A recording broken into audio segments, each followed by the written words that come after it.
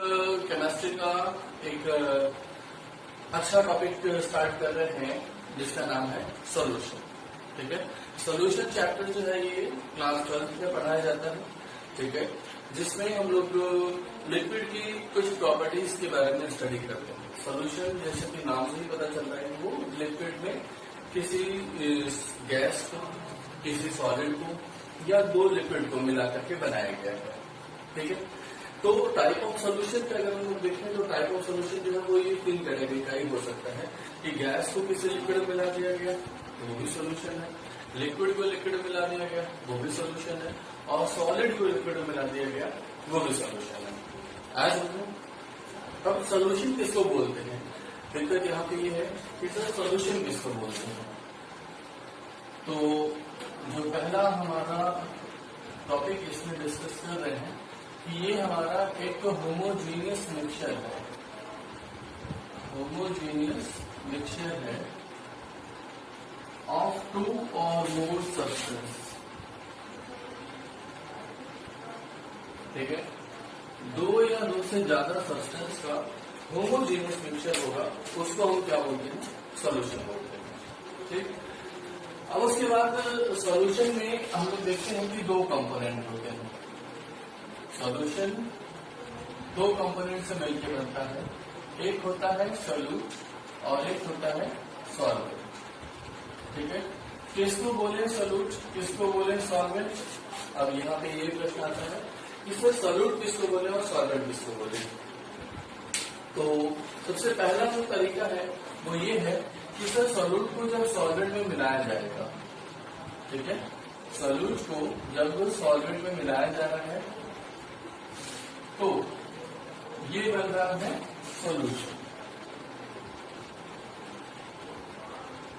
अब अगर हमारा सोल्यूट सॉलिड है और सॉल्वेंट क्या है, लिक्विड, अगर इनको मिलाने पर नेट जो सॉल्यूशन बन रहा है वो लिक्विड का अपीयरेंस दे रहा है, तो ऐसे केस में हम लोग लिक्विड को बोलेंगे सॉल्वेंट। ठीक है, और सॉलिड को क्या बोलेंगे बेटा, सॉल्यूट बोलेंगे।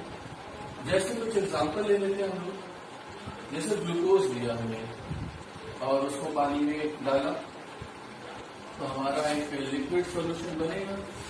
अब इस लिक्विड सॉल्यूशन में हम देख रहे हैं कि ग्लूकोज जो है वो सॉलिड है और वो अपनी फिजिकल स्टेट खत्म कर दिया। ग्लूकोज तो हम जानते हैं सॉलिड होता है, ठीक है, पानी में घोलने के बाद वो वहां पे क्या हो गया, खत्म हो गया। तो जब दूसरा अपीयरेंस नहीं दिख रहा है तो हम इसको क्या बोलेंगे, सॉल्यूट बोलेंगे। इसको क्या बोलेंगे बेटा, सॉल्यूट, और वाटर को हम क्या बोलेंगे, सॉल्वेंट। उसी तरीके से और एग्जांपल लेने के सर हमने सॉल्ट ले लिया और उसको वाटर में डिसॉल्व किया, उससे भी हमें लिक्विड सॉल्यूशन मिल रहा है। देन NaCl जो है वो हमारा सॉल्यूट हो जाएगा और वाटर जो है वो सॉल्वेंट हो जाएगा। तो इस तरीके से हमारे पास तमाम एग्जाम्पल है जिसमें कि हम किसी सब्सटेंस को वाटर में, किसी सॉल्वेंट में डिसॉल्व करते हैं और अगर एक लिक्विड सॉल्यूशन बन रहा है तो हमारा जो सॉलिड कंपोनेंट है वो सॉल्यूट कहलाएगा और जो लिक्विड कंपोनेंट है वो सॉल्वेंट कहलाएगा। अब हो सकता है कि सर आपने जब सॉल्यूट को सॉलिड में मिलाया, जब सॉल्यूट को सॉलिड में मिलाया तो उस समय उनकी फिजिकल स्टेट सेम है। जैसे यहाँ पर हमने कहा कि सर लिक्विड और लिक्विड को मिलाया और उससे एक लिक्विड सॉल्यूशन बन रहा है, जिससे भी एक लिक्विड सॉल्यूशन बन रहा है। ठीक है, तो हम किसको बोले सोल्यूट और किसको बोले सॉल्वेंट। तो यहाँ पर हमारा एक क्राइटेरिया है कि सर इन लिक्विड का अमाउंट वेरी कर रहा होगा। अगर ये लेस अमाउंट में है और ये क्या है बेटा, मोर अमाउंट में है, तो ऐसे केस में ये जो कंपोनेंट है ये सॉल्वेंट की तरह बिहेव करेगा। ठीक है, और जो लेस अमाउंट में है ये किस तरह बिहेव करेगा, सोल्यूट की तरह बिहेव करेगा। जैसे हमने लिया कि अल्कोहल और वाटर का मिक्सचर हम लोग जानते हैं, तो अल्कोहल C2H5OH और वाटर, ठीक है, ये लिया हमने। अल्कोहल सपोज करो 1 मोल लिया और वाटर जो है वो 10 मोल ले लिया हम लोगों ने। तो ऐसे केस में वाटर जो है ये किस तरह बिहेव करेगा बेटा, सॉल्वेंट की तरह, और इसको हम लोग क्या बोलेंगे, सॉल्यूट। ठीक है। नहीं, दूसरा एग्जांपल हमने लिया कि सर इनमें ही मोल्स अलग अलग कर दूं कि अल्कोहल जो है वो हमारे 10 मोल है और वाटर जो है ये 1 मोल है। तो ऐसे केस में क्या हो जाएगा, ये इथाइल अल्कोहल जो है ये सॉल्वेंट बन जाएगा और ये क्या बन जाएगा, सॉल्यूट बन जाएगा। ठीक है। तो इन मिक्सचर्स में अगर हमने कहा कि सर दोनों के मोल बराबर ले लें, तो 1 मोल लिए 1 मोल लिए, देखो मोल अगर बराबर ले लिया तो उसके बाद फिर हमारा एक क्राइटेरिया बचता है कि सर वेट देखो। ठीक है। अगर मोल सेम हो जाता है तो हमारे पास दूसरा क्राइटेरिया क्या बचता है, if mole is same for both components, for both components, then convert it into weight। ठीक है। उसको वेट में कन्वर्ट करेंगे, जिसका वेट ज्यादा होगा वो हमारा क्या बन जाएगा, सॉल्वेंट, और जिसका वेट कम होगा वो क्या बन जाएगा, सॉल्यूट। लेकिन अगर हम देख रहे हैं सर उनका वेट भी सेम हो जाए, अगर ऐसा कोई क्वेश्चन दे दो जहाँ वेट भी सेम हो जाए, तो फिर वहां पर एक ही क्राइटेरिया है हमारे पास कि सर दोनों को मिलाने पर फिजिकल स्टेट किसकी आ रही है। ठीक है। फिजिकल स्टेट अगर हमारा जिसकी आ रही होगी वो हमारा सॉल्वेंट की तरह बिहेव करेगा। अदरवाइज अगर दोनों का अमाउंट सेम है, ठीक है, जैसे लिक्विड लिक्विड के ही केस में ले लो, इनको मिला लिया सर ये 10 ग्राम ये 10 ग्राम है, आप बताओ तो क्या सॉल्वेंट हुआ, तो ये क्वेश्चन ऐसा नहीं बनाएंगे। ठीक है। ऐसे क्वेश्चन हमारे सामने नहीं आएंगे जहां पर वेट सेम करते हैं, क्योंकि फिर ये क्वेश्चन ही नहीं रहेगा। आपको हम लोगों ने मोल कॉन्सेप्ट में बहुत से क्वेश्चन लगाए हैं, परसेंटेज वेट बाय वेट के, परसेंटेज वेट बाय वॉल्यूम के, तो वहां पर हम लोग देखते हैं कि सर वहां पे प्रैक्टिस है हम लोग की सर सॉल्वेंट का वेट जो होता है जब भी है वो कम होगा और सॉल्वेंट का वेट जब भी होगा वो ज्यादा होगा। आया समझ में। अब इसके बाद हम लोग यहाँ पे जो स्टडी करेंगे सॉल्यूशन वाला चैप्टर, इसमें कुछ टर्मिनोलॉजी की हम लोग को जरूरत पड़ती है, जैसे मोल फ्रैक्शन निकालना है, मोलैरिटी निकालनी है, नॉर्मेलिटी निकालनी है। ठीक है। तो इन सब टर्म्स में थोड़ा बहुत कंफ्यूजन कुछ बच्चों को रहता है, तो इसलिए हम लोग मोल कॉन्सेप्ट वाले चैप्टर में जो हम लोगों ने पढ़ रखा है, कुछ फॉर्मूले डिराइव किए थे, उन फॉर्मूलों को हम लोग केवल यहाँ लिखेंगे और उसके बाद फिर हम लोग अपना ये कॉन्सेप्ट आगे बढ़ा रहे होंगे। तो सबसे पहले हम लोग का काम आता है कि सर मोल कैसे निकालें।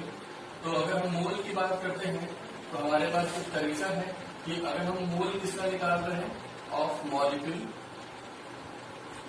तो ये हो जाएगा कि सर वेट ऑफ मॉलिक्यूल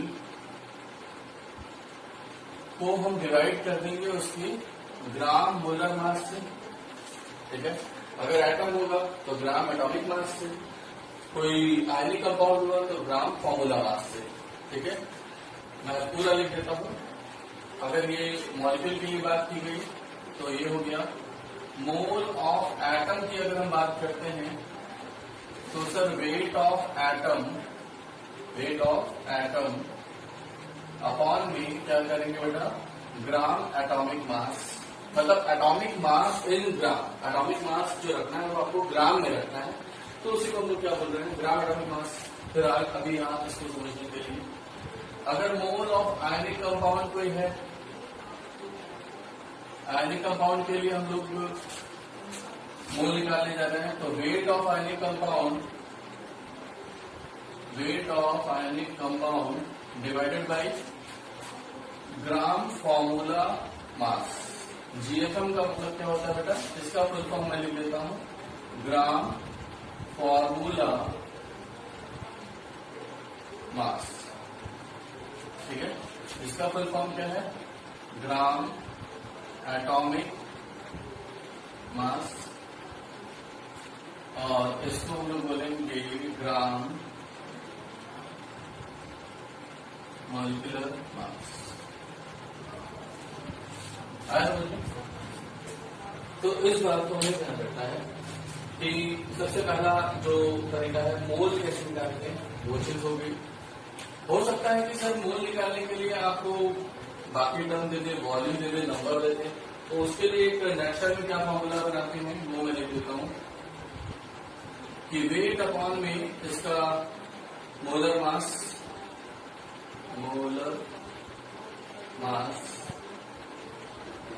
अगर हमें वॉल्यूम दिया हुआ है तो वॉल्यूम ऑफ कोई गैस होगी तभी हम लोग ये फॉर्मूला लगा पाएंगे, ठीक है। Volume of gas eight STP divided by 22.4 litre, ठीक है। और उसके बाद क्या आता है नंबर ऑफ मॉलिक्यूल अपॉन में अवोगाड्रो नंबर, ठीक है। तो इन सभी से हमारा क्या निकलता है मोल निकलता है, लेकिन यहाँ पे हम लिख देते हैं कि मोल ऑफ गैस मॉलिक्यूल की बात हम कर रहे हैं। इस गैस की वजह से मैंने इसको यहाँ लिखा है, ठीक है। आया समझ में? तो ये चीज हम लोग का पहला टॉपिक, पहला हेडिंग है, पहला फॉर्मूला हम कह सकते हैं कि ये है, ठीक। नोट करें।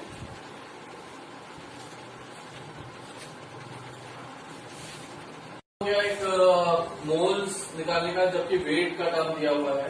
दूसरा जो हमारे पास जो कभी कभी क्वेश्चन में फंस जाते हैं हम लोग, मोल ऑफ गैसियस मॉलिक्यूल कोई हमारे पास है और उसका वॉल्यूम दिया हुआ है, तो हम लोग क्या करेंगे बेटा कि वॉल्यूम ऑफ गैस मॉलिक्यूल और उस गैस मॉलिक्यूल को हमने किस पे मेजर कर रखा है एसटीपी पर डिवाइडेड बाई 22.4 लीटर, ठीक है। तो एसटीपी पर इसका जितना भी वॉल्यूम होगा उसको 22.4 लीटर से डिवाइड कर देंगे तो उस गैस मॉलिक्यूल का मोल आ जाएगा, मोल ऑफ गैस मॉलिक्यूल। तीसरा जो हमारा फॉर्मूला यूज होता है कि मोल निकालना है सर और हमें नंबर दिए हुए हैं, तो number of molecule divided by Avogadro number 6.022 into 10⁻23। ये चीज हम लोग को सबसे पहला जो बेसिक फॉर्मूला हम लोगों ने पढ़ा था मोल कॉन्सेप्ट में, वो चीज हमें याद रिकॉल करने की जरूरत है या याद करने की जरूरत है, क्योंकि यहाँ पर हम लोग को अगर क्वेश्चन में मोल ही निकालने नहीं आएगा तो फिर हम मोलारिटी और उस सोल्यूशन के बारे में हम कुछ भी चीजें कैलकुलेट नहीं कर पाएंगे। तो ये सारे टर्म आपको तैयार होने चाहिए, नोट करें इसको।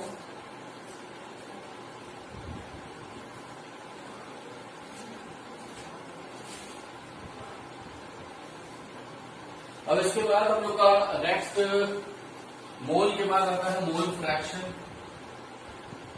मोल फ्रैक्शन कैसे निकालते हैं? तो हम लोग जानते हैं कि मोल फ्रैक्शन को हम लोग कैसे रिप्रेजेंट करते हैं। अगर हमारे पास एक कंटेनर में दो कंपोनेंट हैं ए और बी और इनके इंडिविजुअल मोल Na और Nb हैं, ये दोनों क्या है बेटा मोल है।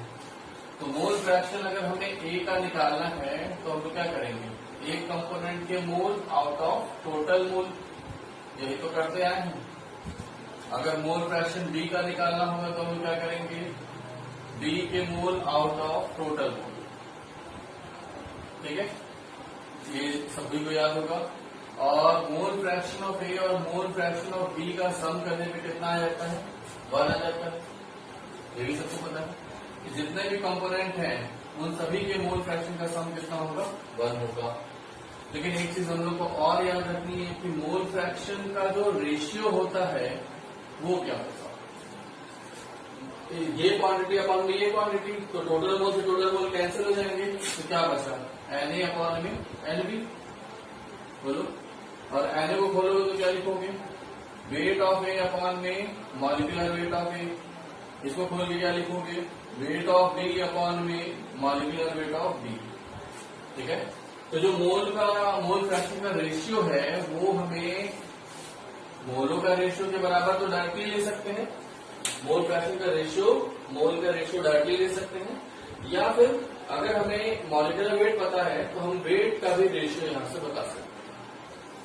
मॉलिक्यूलर वेट भी पता होना चाहिए तभी तो बता पाओगे, हो जाएगा। तो मोल फ्रैक्शन के बाद फिर जो इस चैप्टर में देखो हम लोग मूल कॉन्सेप्ट पूरा नहीं पढ़ रहे हैं, यहाँ पर फिर से कि सर मूल कॉन्सेप्ट फिर से पढ़ लें, तो मूल कॉन्सेप्ट पूरा नहीं पढ़ रहे हैं, लेकिन मूल कॉन्सेप्ट की जितनी चीजों की जरूरत है इस चैप्टर में हमें पड़ेगी वो हम लोग एक बार रिकॉर्ड कर रहे हैं। इसके बाद फिर हम लोग को जरूरत पड़ती है मोलैरिटी की। किसकी जरूरत पड़ती है बेटा? मोलैरिटी की। तो मोलैरिटी के बारे में हम लोगों ने याद करो, मोलैरिटी में अपने 5-6 फॉर्मूले लिखवाए हुए थे अलग अलग बना करके, तो हमें केवल एक सिंपल से फॉर्मूले की जरूरत पड़ रही है यहाँ पे कि number of moles of solute, और इसको डिवाइड कर रहे होंगे किससे? वॉल्यूम ऑफ सॉल्यूशन से। वॉल्यूम ऑफ सॉल्यूशन हमें लीटर में रखना होगा, मोल पर लीटर यूनिट होती है मोलैरिटी की, ठीक है, जिसको हम लोग कैपिटल एम से दिखाते हैं मोलैरिटी को। दूसरा है मोलैरिटी, जिसको हम लोग स्मॉल एम से दिखाते हैं। ये क्या हो जाएगा? तो number of moles of solute को किससे डिवाइड कर रहे होंगे? Weight of solvent. इस बात को हमें ध्यान रखना होगा कि वेट ऑफ सॉल्वेंट से डिवाइड करना है और वो केजी में होना चाहिए, ठीक है। ऊपर वॉल्यूम ऑफ सॉल्यूशन है, नीचे वेट ऑफ सॉल्वेंट है। अभी हम लोगों ने सॉल्यूट, सॉल्वेंट, सॉल्यूशन सब चीज देखा अलग अलग। फिर उसके बाद आता है नॉर्मेलिटी। नॉर्मेलिटी जो है इसको हम लोग दिखाते हैं कैपिटल एन से। इसका जो फॉर्मूला है हमारे पास वो क्या है? Number of gram equivalent of solute divided by volume of solution litre में, ठीक है ना। और ग्राम इक्विवेलेंट को खोलना आता है हम लोग को। नंबर ऑफ ग्राम इक्विवेलेंट क्या होता है भैया? नंबर ऑफ ग्राम इक्विवेलेंट क्या होता है? तो वेट अपॉन में इक्विवेलेंट वेट। अब इक्विवेलेंट वेट मैं नहीं बढ़ाने वाला यहाँ पे, इक्विवेलेंट वेट हम लोग पढ़ के आ रहे हैं, ठीक है। मोलैरिटी सब चीज हम लोग जानते हैं। तो वेट अपॉन में इक्विवेलेंट वेट को हम लोग क्या बोलते हैं? ग्राम इक्विवेलेंट बोलते हैं। हो जाएगा। या फिर हम लोग देखते हैं कि वेट ऐसे ही रहने दिया, इक्विवेलेंट वेट को खोलोगे तो क्या लिखोगे? इक्विवेलेंट वेट खोलने में आता है बेटा मॉलिक्यूलर वेट अपॉन में एन फैक्टर। तो एन फैक्टर ऊपर चला गया, एन फैक्टर, बोलो ये चीज। वेट अपॉन मॉलिक्यूलर वेट को हम लोग क्या बोल देते हैं? मोल। तो यहीं पर एक और रिलेशन आ जा रहा है कि मोल मल्टीप्लाइड बाई एन फैक्टर,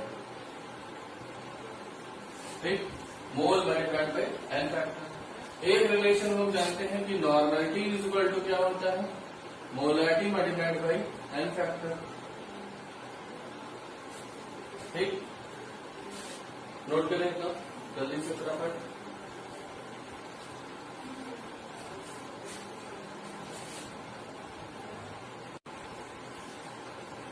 इसके आगे जो कुछ फॉर्मूलों की जरूरत पड़ती है वो मैंने पहले लिख दिया कि परसेंटेज वेट बाय वेट अगर हमारे पास है तो ऊपर वाला जो वेट है वो सोल्यूट का है और नीचे वाला वेट जो है वो सॉल्यूशन का है। इस बात को हमें ध्यान रखना होगा कि वेट ऑफ सोल्यूट उसको भी ग्राम में रखना है, वेट ऑफ सोल्यूशन उसको भी ग्राम में रखना है, परसेंटेज निकालना है इसलिए मल्टीप्लाइड बाई 100। उसी तरीके से वेट बाय वॉल्यूम, ऊपर वाली क्वांटिटी सोल्यूट के लिए, नीचे वाली सोल्यूशन के लिए। तो weight of solute in grams, नीचे वॉल्यूम ऑफ सोल्यूशन लीटर में नहीं बल्कि ml में, और मल्टीप्लाइड बाई 100, ठीक है, मल्टीप्लाइड बाई 100। उसी तरीके से परसेंटेज वेट बाय वॉल्यूम अगर है तो क्या हो जाएगा? Volume of solute in ml upon में volume of solution in ml, दोनों ml में है, मल्टीप्लाइड बाई 100, ठीक है। स्ट्रेंथ की बात करते हो, स्ट्रेंथ ग्राम पर लीटर में निकालनी है तो उसमें क्या हो जाएगा कि मास ऑफ सोल्यूट रखना है ग्राम में, अपॉन में वॉल्यूम ऑफ सोल्यूशन होना चाहिए लीटर में। तो हमारी ग्राम पर लीटर में स्ट्रेंथ आ रही होगी। ऊपर वेट सोल्यूट का रखना है, नीचे वॉल्यूम सोल्यूशन का रखना है ग्राम पर लीटर में, ठीक। और ppm हम जानते हैं पार्ट्स पर मिलियन, मिलियन पार्ट में कितना होगा? तो हमने देखा कि मास ऑफ सोल्यूट ग्राम में कितना है? मास ऑफ सॉल्यूशन ग्राम में कितना है, इनका रेशियो मल्टीप्लाइड बाई 10⁶। तो ये हमारा ppm दे देता है। हो जाएगा भाई, नोट करें इसको जल्दी से। अब जितना हम लोगों ने पढ़ा उसके बेसिस पे एक क्वेश्चन यहाँ पे दिया गया है कि हमारे पास 1 molar aqueous solution of urea दिया हुआ है, जिसकी डेंसिटी हमारे दिया हुआ है 2 ग्राम पर ml। तो हमें बताना है कि सर इसमें परसेंटेज वेट बाय वेट क्या होगा, परसेंटेज वेट बाय वॉल्यूम क्या होगा, मोल फ्रैक्शन यूरिया का क्या आएगा, मोलैलिटी यूरिया सोल्यूशन की क्या होगी। वीडियो को पॉज करें और उसको लोड करें और सॉल्व करें, सारी चीजें निकालें क्या आप लगा ले रहे हैं कि नहीं, और फिर उसके बाद आए यहाँ देखें। चलिए, ये मानते हुए कि आप लोगों ने सॉल्व कर लिया है, मैं इसको आगे बढ़ाता हूँ। सबसे पहले जो हमें इन्फॉर्मेशन दी गई है, देखो इन्फॉर्मेशन बड़ी थोड़ी सी दी गई है, लेकिन उसमें ही सारा राज छुपा हुआ है। 1 मोलर यूरिया सोल्यूशन है, एक्वा सोल्यूशन, इसका क्या मतलब होगा बेटा।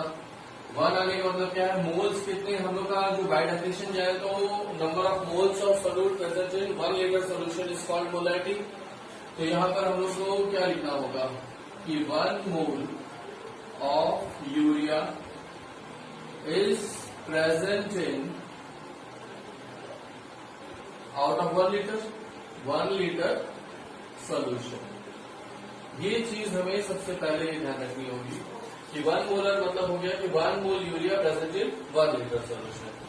अब उसके बाद हमारे पास यूरिया का मोल आ गया कितना 1। तो क्या हम मास निकाल सकते हैं, तो मोल में हम क्या करेंगे बेटा, मोलर मास से मल्टीप्लाई कर देंगे। तो मोल कितने हैं 1 और मोलर मास कितना है 60, तो ये कितना हो गया 60 ग्राम। अब उसके बाद क्योंकि मास की जरूरत पड़ेगी हमें मोल फ्रैक्शन निकालते वक्त, या फिर यहाँ पे भी वेट की जरूरत है, इसलिए इसको कैलकुलेट किया गया। अब उसके बाद जो 1 लीटर सोल्यूशन दिया हुआ है, 1 लीटर सोल्यूशन, 1 लीटर का मतलब कितना होता है 1000 ml सोल्यूशन। अब अगर 1000 ml सोल्यूशन हमारे पास है और डेंसिटी पता है, तो डेंसिटी में अगर हमने ये वॉल्यूम मल्टीप्लाई कर दिया तो ये क्या दे देगा, मास दे देगा किसका, सॉल्यूशन का। मास किसका आ जाएगा, सॉल्यूशन का। तो डेंसिटी कितनी हुई 2 और वॉल्यूम कितना है 1000 ml। ml में ही रखना है क्योंकि ये ग्राम पर ml में दिया हुआ है। तो ये कितना आ गया 2000 ग्राम मास ऑफ सॉल्यूशन। अब अगर हमारे पास मास ऑफ सॉल्यूशन आ गया है और यहाँ मास किसका है भाई, ये मास ऑफ सॉल्यूशन, तो इनका डिफरेंस लेने तो क्या आ जाएगा, मास ऑफ सॉल्वेंट आ जाएगा। यही कैलकुलेट कर लेते हैं, मास ऑफ सॉल्वेंट कितना हो जाएगा, मास ऑफ सॉल्वेंट बराबर हो जाएगा 2000 माइनस कितना बेटा 60।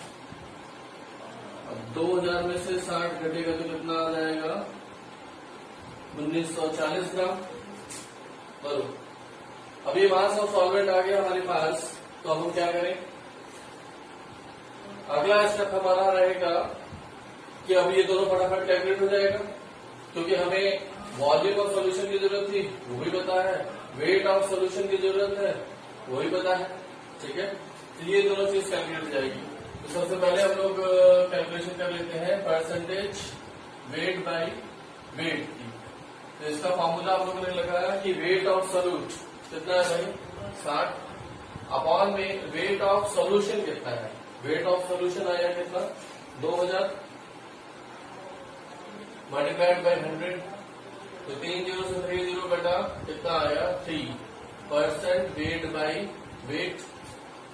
दूसरा question percentage weight by volume कितना हो जाएगा, तो वेट ऑफ सोल्यूट की जरूरत है जो कि कितना है 60 अपॉन में वॉल्यूम ऑफ सोल्यूशन कितना है भाई 1000, ये 1000 कर दिया वॉल्यूम ऑफ सोल्यूशन और ऊपर हो गया 100। तो ये कटा कितना आया 6% वेट बाय वॉल्यूम। दो चीजें हो गई। अब हमें मोल निकालना है, मोल फ्रैक्शन निकालना है। तो मोल फ्रैक्शन निकालने के लिए मोल की जरूरत है। मोल ऑफ यूरिया पता है हमें, मोल ऑफ सोल्यूट चाहिए। कितना 1 है। अब हमें यहाँ पे मास और सॉल्वेंट जो हमने निकाला हुआ है, तो थर्ड कैलकुलेशन करने के लिए हम लोग गए, तो हमने सबसे पहले मोल ऑफ सॉल्वेंट निकाल लिया। सॉल्वेंट का मोल कितना है भाई, सॉल्वेंट का मास आया है 1940 ग्राम। अपॉन में सॉल्वेंट जो है वो एक्वस सॉल्यूशन है, एक्वस सॉल्यूशन है बेटा, तो mass of aqueous solution, aqueous solvent, तो एक्वस क्या है, वाटर है, चलो इसको यहां लिख देते हैं। एक्वस का मतलब क्या है बेटा, एक्वस का मतलब है वाटर। तो वाटर का मोलर मास कितना होता है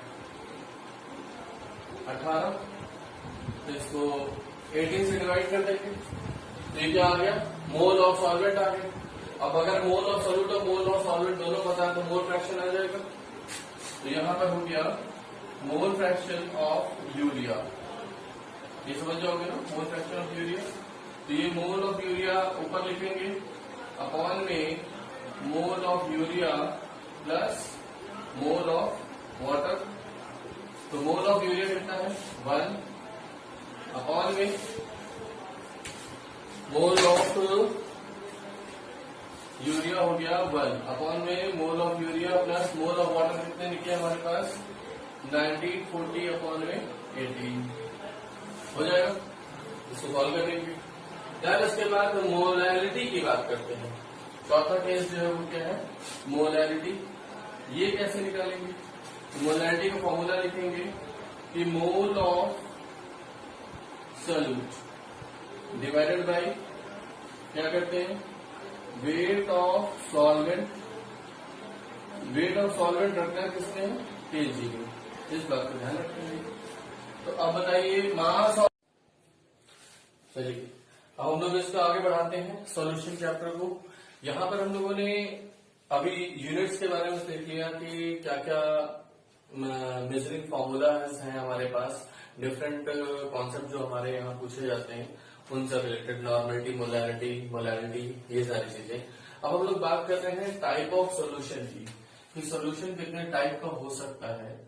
तो यहाँ पर हम लोगों ने देखा कि टाइप ऑफ सॉल्यूशन जो है वो 3 कैटेगरी में हम लोग इसको बांटेंगे।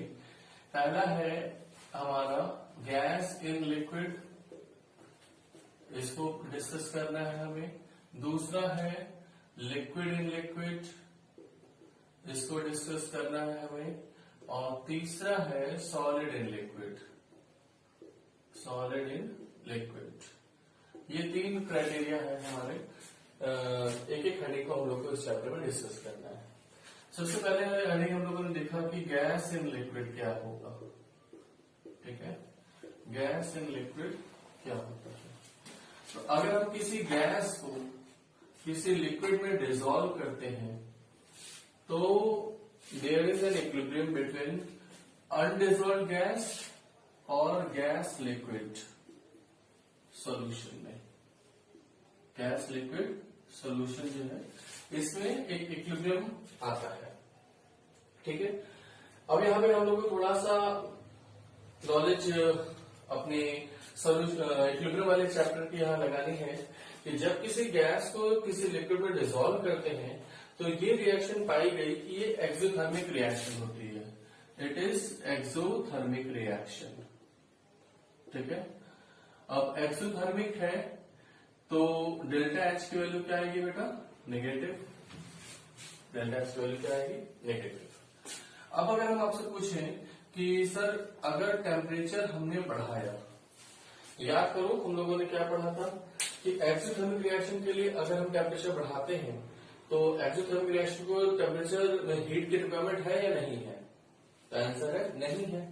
तो अगर हमने टेम्परेचर बढ़ाया तो क्या होगा कि इसका इक्विलिब्रियम कांस्टेंट जो है वो क्या होगा, कम होगा, यानी कि ये रिएक्शन किधर जाने की कोशिश करेगी। अगर देखो ये फॉरवर्ड डायरेक्शन में एक्सोथर्मिक है तो रिवर्स में क्या हो जाएगी, एंडोथर्मिक। कोई भी रिएक्शन अगर फॉरवर्ड डायरेक्शन में एक्सोथर्मिक होती है तो रिवर्स में क्या हो जाती है, एंडोथर्मिक। अब आपने टेम्परेचर बढ़ा दिया, टेम्परेचर बढ़ा दिया तो अब सिस्टम क्या चाहेगा, भाई इस टेम्परेचर को एडजस्ट किया जाए। टेम्परेचर को एडजस्ट करने के लिए क्या करें, पीछे जाने पर ये रिएक्शन एंडोथर्मिक है तो एंडोथर्मिक ने उस टेम्परेचर बढ़े हुए टेम्परेचर को यूज कर लिया, तो तो रिएक्शन पीछे गई तो के इक्विलिब्रियम की वैल्यू क्या होगी, कम हो जाएगी। क्यों? क्योंकि के इक्विलिब्रियम क्या होता है, प्रोडक्ट अपॉन में रिएक्टेंट, प्रोडक्ट अपॉन में रिएक्टेंट का रेशियो होता है, ये हम लोग जानते हैं।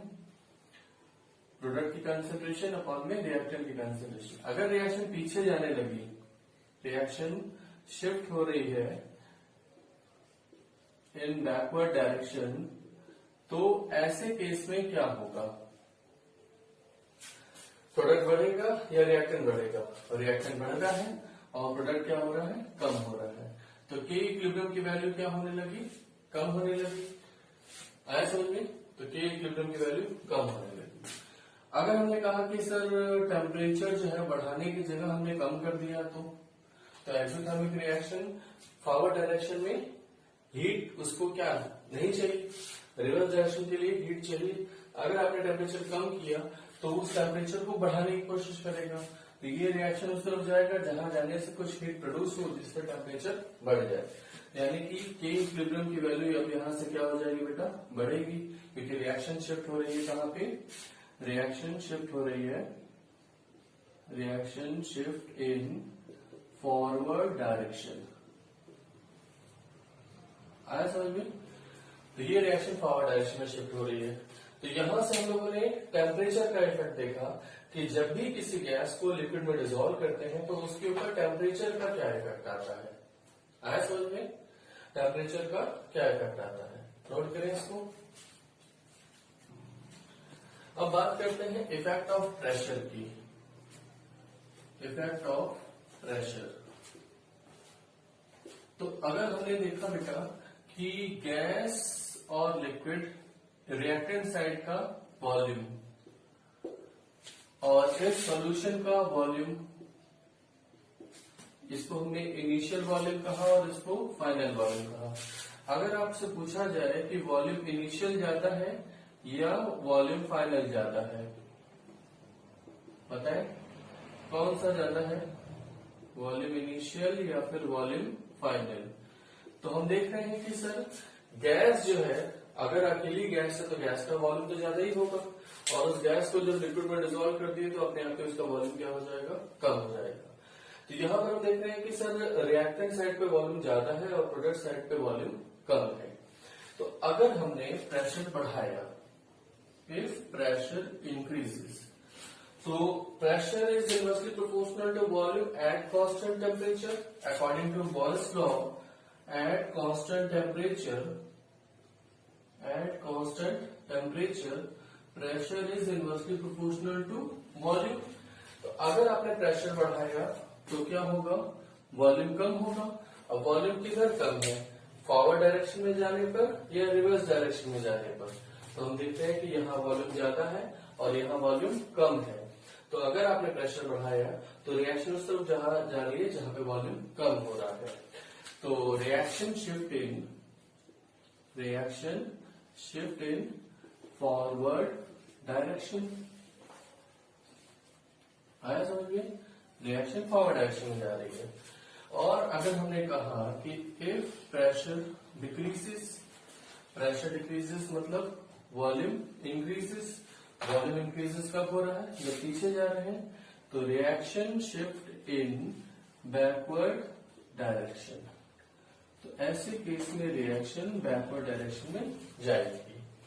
तो यहां से हम लोगों ने एक नक्शल में रिजल्ट निकाला कि रिजल्ट क्या है भाई, रिजल्ट क्या है कि रिएक्शन को फॉरवर्ड डायरेक्शन में ले जाना है तो हमें प्रेशर क्या चाहिए, हाई चाहिए, प्रेशर हाई, ठीक है। और एक्सोथर्मिक रिएक्शन है तो हमें हीट चाहिए या नहीं चाहिए, तो इसके पहले हम लोगों ने लिखा था कि लो टेम्परेचर पर रिएक्शन फॉरवर्ड डायरेक्शन में जाएगी, तो टेम्परेचर लो, ठीक है। तो ये हम लोग का पॉकेट में रखने वाली नॉलेज हो गई कि अगर हम किसी गैस को लिक्विड में डिसॉल्व करना चाह रहे हैं तो उसका प्रेशर हाई होना चाहिए और टेम्परेचर लो होना चाहिए, तभी वो गैस लिक्विड में डिसॉल्व होगी। आया समझ में? तो इस चीज को सबसे पहले हेनरी नाम के एक साइंटिस्ट थे, उन्होंने देखा कि अगर हम किसी गैस को किसी लिक्विड में डिसॉल्व कर रहे हैं तो तो उसमें प्रेशर जो है, प्रेशर वो डायरेक्टली प्रोपोर्शनल होता है, पाया उन्होंने सॉल्युबिलिटी के, ठीक है। प्रेशर को एट कांस्टेंट टेम्परेचर पर, एट कांस्टेंट टेम्परेचर पर उन्होंने ये पाया कि pressure of gas is directly proportional to solubility. लेकिन ये यहाँ पे ध्यान रखना है कि एट इक्विलिब्रियम, ठीक है, जब इनमें इक्विलिब्रियम एस्टैब्लिश हो चुका है तब की कंडीशन में pressure is directly proportional to solubility. है समझ में? तो उन्होंने ये देखा कि अगर हम प्रेशर को डबल करते हैं, if pressure is double, then उन्होंने पाया कि mole fraction get also double, तो प्रेशर को डबल करने पर मोल फ्रैक्शन डबल हुआ। तो उन्होंने सॉल्युबिलिटी को बेटर समझा कि हम सॉल्युबिलिटी को किस में एक्सप्रेस करें, express in terms of mole fraction, ठीक है। तो उन्होंने जो बेटर समझा कि हम सॉल्युबिलिटी को ग्राम पर लीटर या ग्राम पर एमएल टर्म में ना एक्सप्रेस करके हम किसमें एक्सप्रेस कर सकते हैं, मोल फ्रैक्शन टर्म में एक्सप्रेस करते हैं। तो उन्होंने यहां से रिलेशन दिया कि P is directly proportional to mole fraction of gas in solution, ठीक है। ये रिलेशन यहाँ पे हम लोगों ने पाया।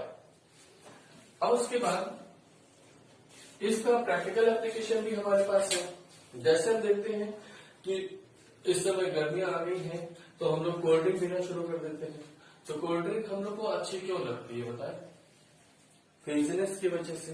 सही बच्चों का एक ही आंसर आएगा कि सर फ्रीजीनेस की वजह से कोल्ड ड्रिंक अच्छी लगती है। तो फ्रीजीनेस कैसे डाली जाती है? वो तो सिंपली एक पानी में हमने सर्टेन टेस्ट डाला हुआ है कुछ, और साथ में शुगर सोल्यूशन है वो एक तरीके का, लेकिन उसमें जो फ्रीजीनेस आ रही है वो उसमें जो CO2 प्रेजेंट है उसकी वजह से आ रही है। अब अगर हम देखते हैं कि CO2 और वाटर का जो मिक्सचर है, CO2 और वाटर का जो मिक्सचर है, इसके बीच में किस तरीके का इंट्रैक्शन है? CO2 जो है वो हमारा क्या है, पोलर है या नॉन पोलर है? नॉन पोलर है, जबकि वाटर जो है वो पोलर है। तो इनके बीच में certain type of van der वाल फोर्स ऑफ इंट्रैक्शन लग रहा है कि नहीं लग रहा है, ठीक है। और ये बहुत ज्यादा स्ट्रांग है या वीक है? तो ये वीक वैन डर वाल फोर्स ऑफ इंट्रैक्शन इनके बीच में लग रहा है। तो थोड़ा बहुत हम कह सकते हैं कि सर CO2 वाटर के साथ H2CO3 बना लेता है रिएक्शन करके, लेकिन वो बहुत ही कम होगा। मेजरली जो उसमें CO2 है वो हाई प्रेशर पर भरी जाती है, ठीक है ना। बहुत ही ज्यादा प्रेशर डाल करके हम लोग CO2 को लिक्विफाई करके उस वाटर में डिजोल्व किए हुए हैं। जैसे ही हमने ढक्कन खोला तो अंदर जो हाई प्रेशर पे CO2 डिजोल्व है वो क्या होगी, तुरंत उस लिक्विड फॉर्म से गैस फॉर्म में कन्वर्ट होगी और गैस फॉर्म से बाहर आएगी। तो उसी की वजह से हमें फ्रीजीनेस मिलती है। आया समझ में? तो यहाँ पर हम लोग का एक कॉन्सेप्ट लगा कि वो प्रेशर जितना ज्यादा होगा उतनी ही ज्यादा अमाउंट ऑफ गैस उस लिक्विड में डिजोल्व हो जाएगी। तो ये एक इसका प्रैक्टिकल एप्लीकेशन हम लोगों ने देखा। अब यहाँ पे हम लोग देखते हैं कि जो प्रेशर है ये डायरेक्टली प्रोपोर्शनल टू, हमने क्या बोला बेटा, मोल fraction of gas, x gas की मोल फ्रैक्शन। तो यहाँ पर हम लोग एक प्रोपोर्शनलिटी कांस्टेंट लगाते हैं KH multiplied by x gas, ठीक है। तो ये एक इक्वेशन दी गई हमारी हेनरी ने, एक इक्वेशन दी कि P is directly proportional to mole fraction of gas. Directly proportional का प्रोपोर्शनलिटी कांस्टेंट हटा के KH लगाया गया, जिसको हम लोगों ने नाम दिया हेनरी कांस्टेंट का, ठीक है। KH जो है where KH is Henry constant, ठीक है। KH जो है वो हेनरी कांस्टेंट है।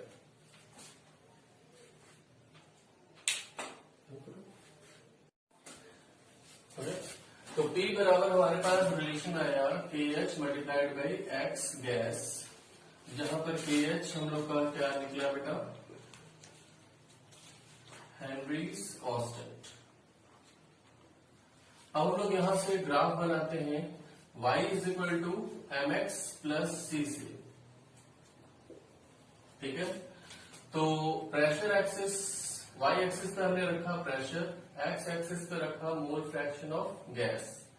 तो m बराबर क्या आ रहा है kh, m बराबर kh है और इंटरसेप्ट कितना है 0, यानी कि ये ग्राफ 0 से स्टार्ट हो रहा है और स्ट्रेट लाइन इस तरीके से आ रही है। तो यहां पर हमने देखा कि kh जो है उसकी वैल्यू, kh पे काफी क्वेश्चन पूछता है, जैसे kh बराबर क्या लिखेंगे P अपॉन में x गैस, बोलो। तो यहां पर हम लोग देखते हैं कि एट कांस्टेंट प्रेशर kh जो है वो हमने पाया कि वो इनवर्सली प्रोपोर्शनल टू क्या है x गैस है। तो अगर हमारे kh की वैल्यू ज्यादा हुई, इफ kh हाई, तो मोल फ्रैक्शन ऑफ गैस क्या हो जाएगा बेटा, कम हो जाएगा, यानी कि सॉल्युबिलिटी कम हो गई, सॉल्युबिलिटी कम हो गई। और kh की वैल्यू अगर हमने लो रखी तो x गैस क्या आएगा, ज्यादा आएगा, तो सॉल्युबिलिटी क्या आएगी, सॉल्युबिलिटी ज्यादा आएगी। ठीक है, तो kh से रिलेशन ये निकाला गया है कि अगर किसी गैस का kh कम है, अगर किसी गैस का kh ज्यादा है, तो उससे क्या फर्क पड़ेगा। ठीक है ना, kh जो है kh Henry constant is different, it is different for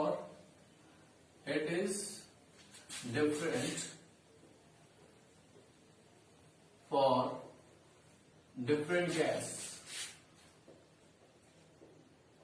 ठीक है, it is not a true constant, ये बोला जाता है कि ये ट्रू कांस्टेंट नहीं है, it is not a true constant.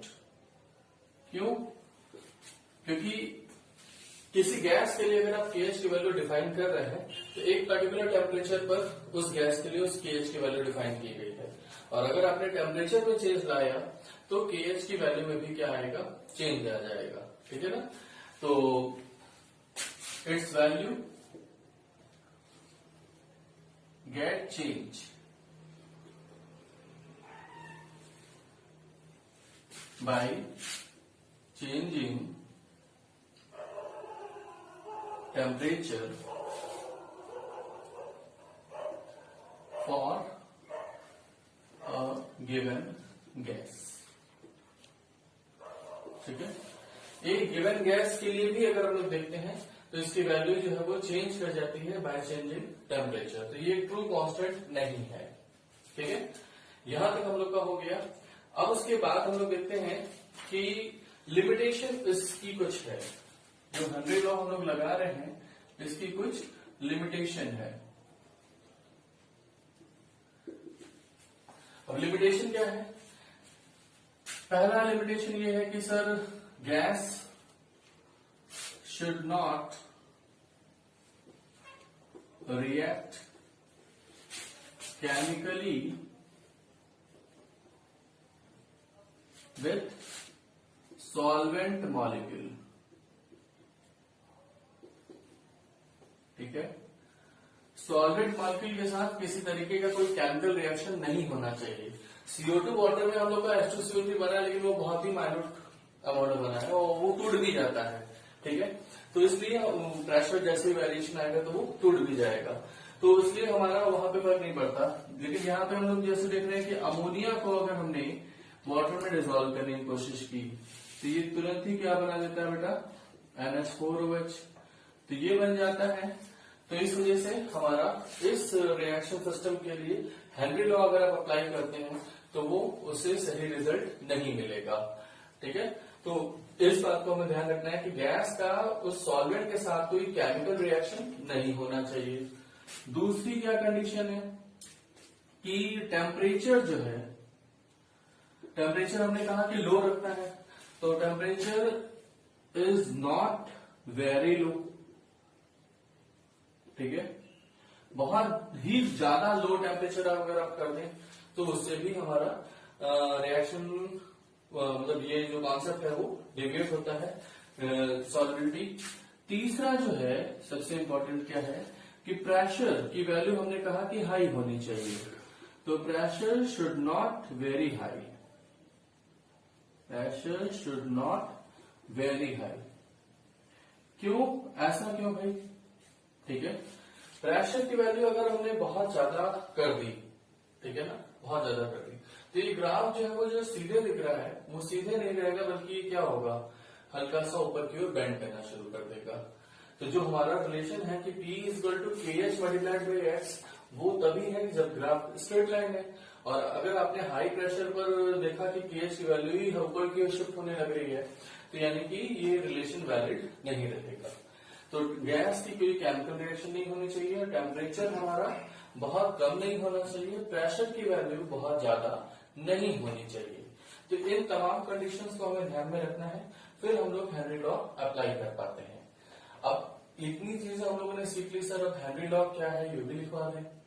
तो हेनरी लॉ जो है वो भी लिख लेते हैं। लॉ क्या है भाई, ठीक है, थोड़ा सा आप इसको नोट करें, फिर मैं लिखता हूं। तो जो लॉ है बेटा वो हेनरी लॉ क्या है, तो ये हमने देखा कि solubility of a gas is proportional to partial pressure of gas at equilibrium. यहाँ पार्शियल पे मैंने एक सर्किल बनाया हुआ है, उस बात को हमें ध्यान रखना है कि हमारे अगर कई गैसेस हैं अगर ऊपर, तो उनका सबका मिलकर प्रेशर लग रहा है, तो उसकी वजह से सॉल्युबिलिटी सभी के ऊपर फर्क नहीं पड़ेगा। हमारी अगर मैं पर्टिकुलर गैस हूं, मेरी सॉल्युबिलिटी की बात कर रहा हूं, तो मेरा कितना पार्शियल प्रेशर है उससे फर्क पड़ेगा। ये बहुत इंपॉर्टेंट पॉइंट है कि solubility of a gas is proportional to partial pressure of gas at equilibrium. ठीक है, तो यहाँ पे हम लोगों ने जो P बराबर KH मल्टीप्लाइड बाई एक्स लिखा, इसमें ये पार्शियल प्रेशर है गैस का। ठीक है, it is partial pressure of gas. ठीक, और ये उसी गैस का क्या है, मोल fraction of gas, that gas, mole fraction of that gas. अब उसके बाद हम देखते हैं कि सर जो KH है वो हमारा, अगर इसकी यूनिट की बात करते हैं, तो unit of KH is unit of pressure, unit of pressure.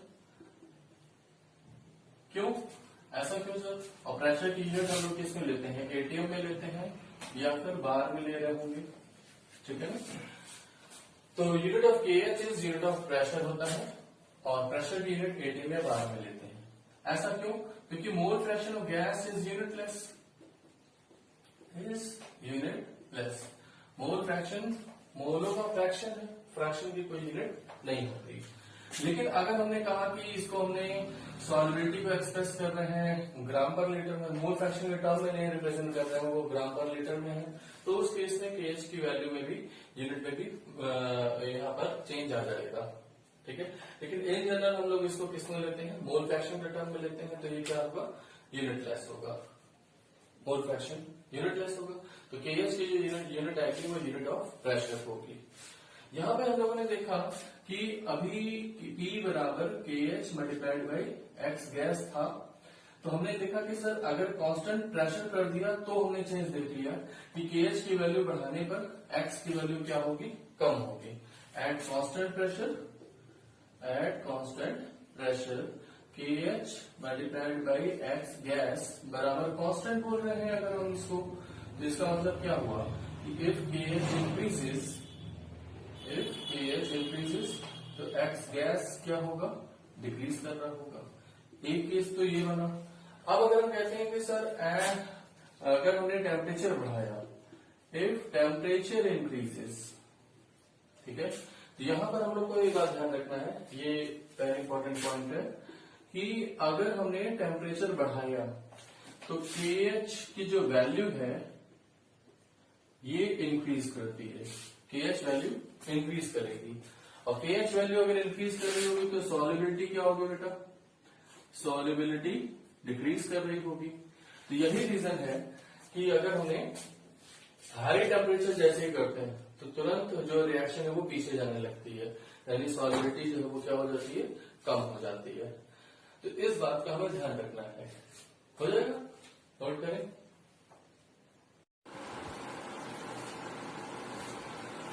तो आइए बच्चों, हम लोग अपने नेक्स्ट क्लास को स्टार्ट करते हैं, जिसमें हम लोगों ने लास्ट क्लास में देखा था कि हेनरी लॉ क्या होता है, उसको कैसे हम लोग उसके फॉर्मूले डिराइव करते हैं, क्या उसकी इक्वेशन बनती है, क्या प्रेशर और सॉलिबिलिटी में ग्राफ आता है, KH की वैल्यू से सॉलिबिलिटी पे क्या इफेक्ट आएगा, KH की वैल्यू टेम्परेचर के साथ कैसे वेरी करती है, यूनिट ऑफ हेनरी कांस्टेंट क्या है, और उसकी कुछ लिमिटेशन की हाई प्रेशर पर वो हेनरी लॉ फेल हो जाता है, बहुत ही लो टेम्परेचर नहीं होना चाहिए, ठीक है, और गैस जो है वो केमिकली रिएक्ट नहीं करनी चाहिए सॉलिड मॉलिक्यूल के साथ। इतनी चीजें हम लोगों ने देखी थी। अब उस पर बेस्ड एक न्यूमेरिकल हम लोग देखते हैं आज। न्यूमेरिकल क्या है, यहाँ पे कह रहा है कि calculate the moles of nitrogen gas dissolve in 10 mole of water. हमारे पास पहले से क्या है, 10 मोल ऑफ वाटर है, एक कंटेनर में 10 मोल वाटर है, 10 मोल वाटर मौजूद है, और इसमें कह रहा है कि नाइट्रोजन गैस कितनी डिसॉल्व हो जाएगी, नाइट्रोजन के मोल निकालने हैं, moles of nitrogen, mole of nitrogen gas dissolve, ये हमें निकालना है, ठीक है। If pressure is air pressure, इसके ऊपर जो हमारा एयर का प्रेशर लग रहा है, P एयर, वो कितना दिया हुआ बेटा, 5 atm का, P एयर 5 atm दिया हुआ है, और कह रहा है कि इसमें एयर में जो परसेंटेज ऑफ नाइट्रोजन है वो है 80%। परसेंटेज ऑफ नाइट्रोजन कितना बेटा, 80%। साथ ही साथ उसके हेनरी कांस्टेंट की वैल्यू दे रखा है कि नाइट्रोजन गैस अगर डिसॉल्व हो रही है तो नाइट्रोजन गैस के लिए हेनरी कांस्टेंट की वैल्यू कितनी होगी, तो वो है 1 × 10⁵। लोगों ने अपना लॉ लगाया हेनरी लॉ, और हेनरी लॉ के मुताबिक जो पार्शियल प्रेशर ऑफ नाइट्रोजन होगा ये किसके बराबर होगा, KH multiplied by mole fraction of gas. बोलो भाई, हमारे पास जो फॉर्मूला है P बराबर KH multiplied by X gas, ये फॉर्मूला है, जहां P जो है वो होता है पार्शियल प्रेशर ऑफ गैस। तो पार्शियल प्रेशर इसमें नाइट्रोजन गैस का निकालना, क्योंकि moles of nitrogen gas dissolve करने की बात की जा रही है, और ये मोल फ्रैक्शन भी किसका है, नाइट्रोजन गैस का है, ठीक। KH की वैल्यू हमें दे रखा है, हमें मोल फ्रैक्शन नहीं पता, और पार्शियल प्रेशर ऑफ नाइट्रोजन भी नहीं पता, क्योंकि हमें टोटल प्रेशर दे रखा है। तो हम लोगों ने फिर अप्लाई किया डाल्टन्स लॉ। डाल्टन्स लॉ के मुताबिक हम देखते हैं कि partial pressure of a gas ये बराबर होता है मोल fraction of gas multiplied by P total की। ये फॉर्मूला हम लोगों ने स्टेट ऑफ मैटर पढ़ रखा है। तो पार्शियल प्रेशर अगर हमें नाइट्रोजन का निकालना है कि पार्शियल प्रेशर ऑफ नाइट्रोजन कितना होगा, देखो टोटल प्रेशर हमारा 5 atm का है, जिसमें 80% पार्ट जो वो नाइट्रोजन का है, तो हम कह सकते हैं कि सर 80% मल्टीप्लाइड बाई 5, तो ये कितना हो गया, 4 atm। तो ये जो है पार्शियल प्रेशर ऑफ नाइट्रोजन आ गया। अब यहाँ पे हम लोग पार्शियल प्रेशर ऑफ नाइट्रोजन रख देते हैं 5, KH की वैल्यू मुझे रखा है 1 × 10⁵, और यहाँ पे मोल फ्रैक्शन ऑफ गैस हमें निकालना है, तो यहां से मोल फ्रैक्शन ऑफ गैस कितना आ जाएगा बेटा, सॉरी ये 4 नहीं है, 5 है, 5 नहीं है, 4 है, 4। तो यहां से मोल फ्रैक्शन ऑफ गैस कितना हो जाएगा, 4 × 10⁻⁵। अब ये जो मोल फ्रैक्शन है इसको अगर हम लोग ओपन करें तो हम क्या लिख सकते हैं, n नाइट्रोजन अपॉन में n nitrogen plus n water. n water हमें कितना दे रखा है, 10, क्वेश्चन में 10 दे रखा है। तो इसको सॉल्व करेंगे यहां से, तो क्या आएगा भाई, n नाइट्रोजन बराबर, ये क्वांटिटी इधर ले गए, तो 4 × 10⁻⁵ मल्टीप्लाइड बाई क्या हो गया, n नाइट्रोजन प्लस 10। बोलो, अब इसमें जो क्वांटिटी n नाइट्रोजन वाली है उसको इधर ले आते हैं, तो n nitrogen minus 4 × 10⁻⁵ n nitrogen बराबर कितना हो गया बेटा, 10 में मल्टीप्लाई करेंगे तो कितना हो जाएगा, 4 × 10⁻⁴। बोलो, आप देखो यहाँ तक विजुलाइज हो रहा है। मैं इसके ऊपर फिर से लिख देता हूँ यहाँ पे, एन नाइट्रोजन अगर कॉमन ले लेंगे तो क्या बचेगा बताओ। एन नाइट्रोजन अगर कॉमन ले लिया तो 1 माइनस 4 इंटू 10⁻⁻5 बराबर क्या हो जाएगा 4 इंटू 10⁻⁻4। अब बताओ 1 में से अगर हम इस क्वांटिटी को घटाएं तो कोई फर्क पड़ने वाला है? ये तो बहुत ही छोटी क्वांटिटी है, तो इसको हम लोग नेग्लेक्ट कर देंगे। इसको नेग्लेक्ट किया तो क्या हो गया, एन नाइट्रोजन बराबर आ गया 4 इंटू 10⁻⁻4। तो ये वो मोल्स आ गए जो कि वाटर में डिजोल्व है। ठीक है, moles of nitrogen gas dissolve in water. यहाँ थोड़ा सा अप्रोक्सीमेशन हम लोग को करना पड़ेगा, क्योंकि ये वाली जो क्वांटिटी है इससे बहुत ज्यादा फर्क नहीं पड़ने वाला हमारे आंसर में। तो देख रहे हैं कि जो एप्लीकेशन पार्ट है हेनरी लॉ का वो क्या है। सबसे पहला एप्लीकेशन हम लोग देखते हैं कि सर सॉफ्ट ड्रिंक का एग्जांपल लेते हैं। सॉफ्ट ड्रिंक में हम लोग जानते हैं कि CO2 को हाई प्रेशर पर भरना पड़ता है। ठीक है, फ्रिजनेस देने के लिए बहुत सारे रीजन है कि सॉफ्ट ड्रिंक में CO2 ही क्यों भरते हैं। एक तो इसका क्रिटिकल टेम्परेचर जो है सर रूम टेम्परेचर के आसपास है, तो बड़ी आसानी से लिक्विफाई हो जाती है। दूसरा कि ये सर CO2 जो है लाइफ सपोर्टिंग नहीं है। ठीक है ना, CO2 लाइफ सपोर्टिंग नहीं, तो किसी भी तरीके के जर्म्स उसमें पनपने नहीं पाएंगे। ठीक, और तीसरा ये कि सर CO2 को अगर वो हम लोग की बॉडी के अंदर जा रही है तो वो किसी तरीके का हार्म भी नहीं करेगी, क्योंकि बॉडी में भी CO2 वैसे प्रोड्यूस हो रही है। ठीक है, तो सॉफ्ट ड्रिंक में जो CO2 भरते हैं वो हाई प्रेशर में भरते हैं। ठीक है, ये एक पहला एप्लीकेशन हो गया हेनरी लॉ का। दूसरा कह रहा है कि सर अगर हम लोग जैसे जो बंदे प्लेन्स पे रह रहे हैं, नॉर्मल ब्रीथ कर रहे हैं, ठीक है, तो यहाँ पर हमारे ऑक्सीजन का जो लेवल है, मतलब जो हम कहते हैं ऑक्सीजन नाइट्रोजन का जो परसेंटेज है एयर में, उसी परसेंटेज को लेने के लिए हमारे लंग्स जो है वो आदि है कि इसी परसेंटेज में मिलेगी तो फिर हम लोग सर्वाइव कर सकेंगे।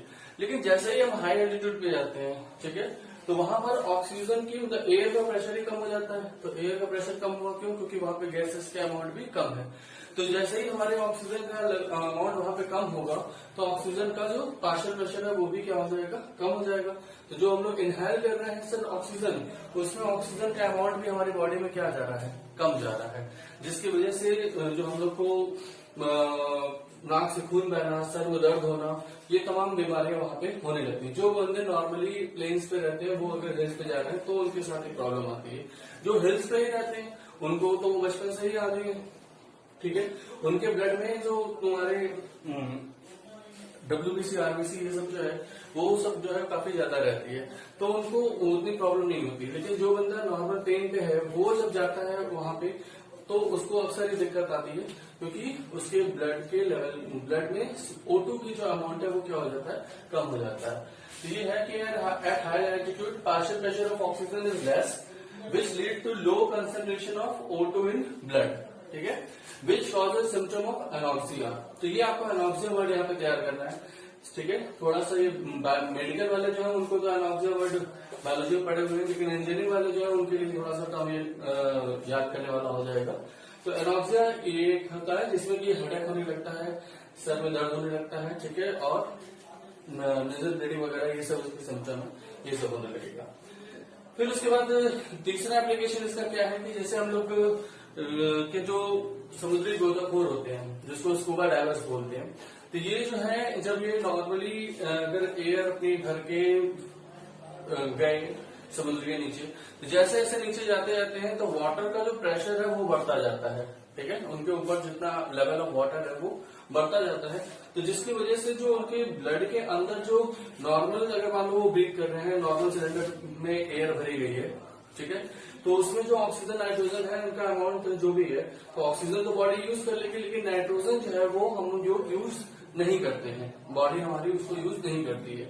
लेकिन वो जो है हाई प्रेशर पर जब वो भी डिजोल्व हो करके हमारे ब्लड जो है वो डिफरेंट आर्टरीज में घूम रहा है, तो अब क्या होगा कि वो डिजोल्व उस समय तो, लेकिन उसने बंदे ने काम किया वहां पे, जो भी जिस काम से वो गया था वो काम किया, और उसके बाद काम खत्म होने के बाद वो सीधे ही स्पीड से ऊपर आता है। जब वो नीचे जा रहा होता है तो उतनी स्पीड से नीचे नहीं जाता, क्योंकि उसको पता ही नहीं रहता कि कहाँ पे जाना है, कितनी लेवल पे हमें वो चीज मिलेगी, तो धीरे धीरे धीरे धीरे जाता है। लेकिन जैसे ही उसका काम खत्म हो जाता है तो अब उसके बाद उसके ऊपर आने की स्पीड जो होती है वो बहुत तेज होती है।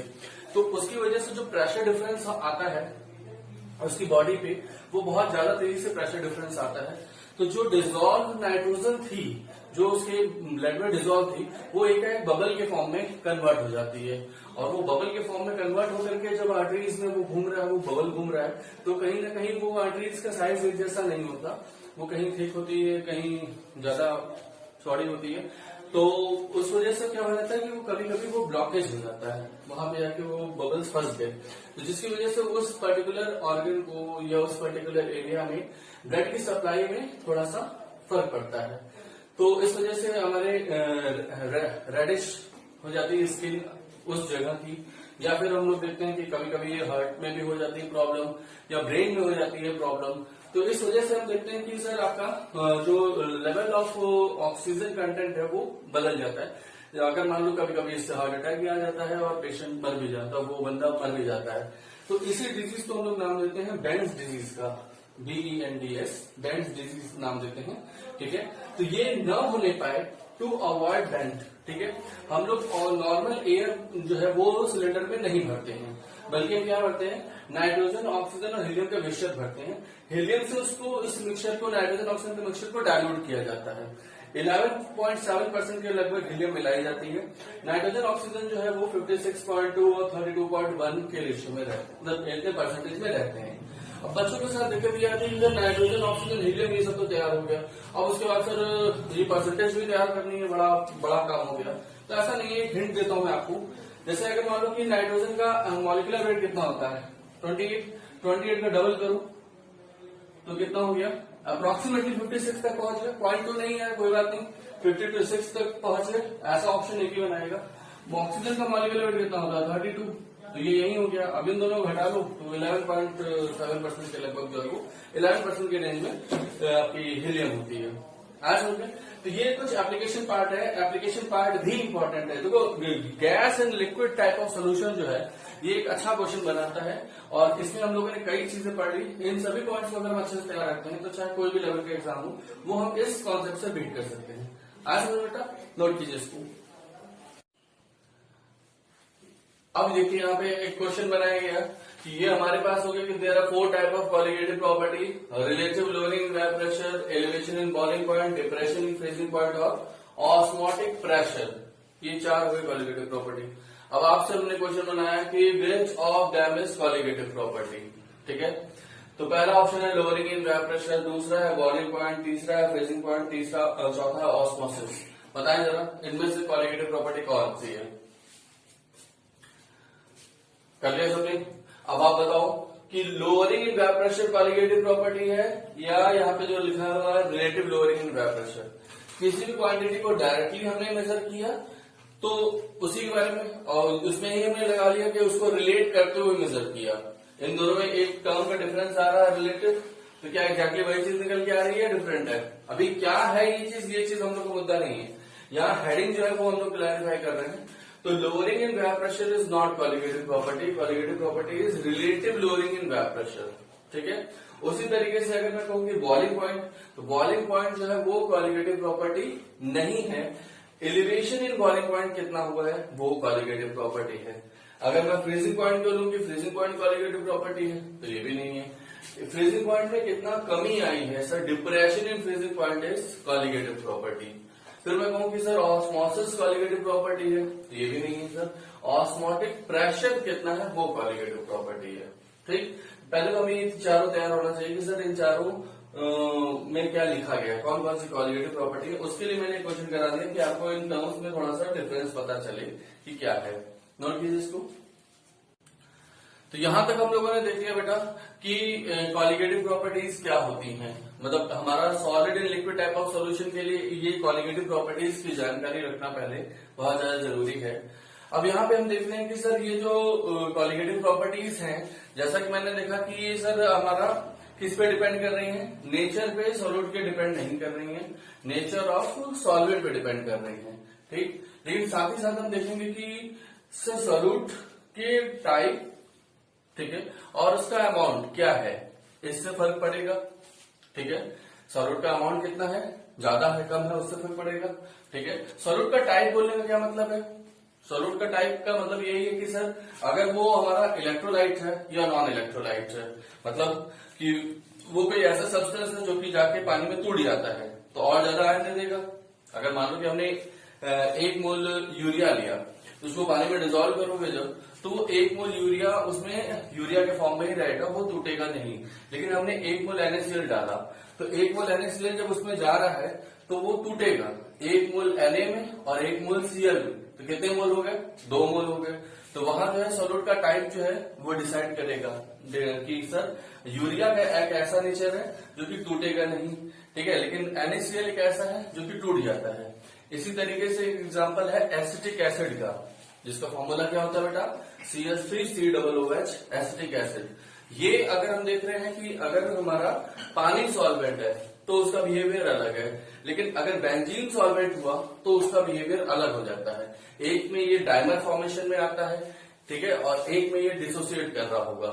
जैसे अगर हमने बेंजीन सॉल्वेंट लिया तो 2 एसिटिक एसिड में हमारा डाइमर फॉर्मेशन होने लगेगा, वहां वो जुड़ करके 2 मॉलिक्यूल जुड़ करके 1 मॉलिक्यूल हो जाएंगे। यानी कि अगर आपने 1 मोल डाला तो उस बेंजीन सॉल्वेंट में कितना बचेगा? वो ½ मोल बचेगा। लेकिन अगर हमने एसिटिक एसिड को वाटर में रखा तो वाटर चूंकि पोलर है तो पोलर में जाके वो डिसोसिएट करेगा। तो 1 मोल अगर आपने डाला है एसिटिक एसिड तो वो 1 मोल जो है वो एसिटेट आयन और 1 मोल H+, यानी कितने हो जाएंगे? 2 मोल। तो यहां पर हम देख रहे हैं कि सर सॉल्यूट का टाइप क्या है, इससे फर्क पड़ रहा है। सॉल्यूट का अमाउंट कितना है, उससे फर्क पड़ रहा है। सर सॉल्वेंट का टाइप क्या है, उससे फर्क पड़ रहा है। सॉल्वेंट का भी अमाउंट कितना ले रहे हो, उससे भी फर्क पड़ेगा। और सॉल्यूट और सॉल्वेंट के बीच में इंटरेक्शन कैसा है, क्योंकि अभी हमने देखा कि एसिटिक एसिड बेंजीन सॉल्वेंट में अलग तरीके का बिहेवियर रख रही है और वाटर सॉल्वेंट में अलग तरीके का बिहेवियर रख रही है, यानी कि इनके बीच में इंटरेक्शन कैसा है, इससे भी फर्क पड़ रहा है। तो जो कॉलिगेटिव प्रॉपर्टीज हैं ये हम कह सकते हैं कि सर ये type and amount of solute पे डिपेंड कर रहे हैं कि नहीं कर रहे हैं। फिर उसके बाद type and amount of solvent पे डिपेंड कर रहे हैं कि नहीं कर रहे हैं, इस पे भी करते हैं, ठीक है। देन इसके बाद interaction between solute and solvent, इस पे भी फर्क पड़ता है। तो ये हमें जानना जरूरी है कि कॉलिगेटिव प्रॉपर्टीज जो है सर इन पे भी डिपेंड करती हैं, इतनी चीजों पर डिपेंड करती हैं। अब यहाँ पे एक साइंटिस्ट है जिनका नाम था वॉन हॉफ। क्या नाम था बेटा? Von half. वॉन हॉफ ने एक फैक्टर इंट्रोड्यूस किया आई, ठीक है।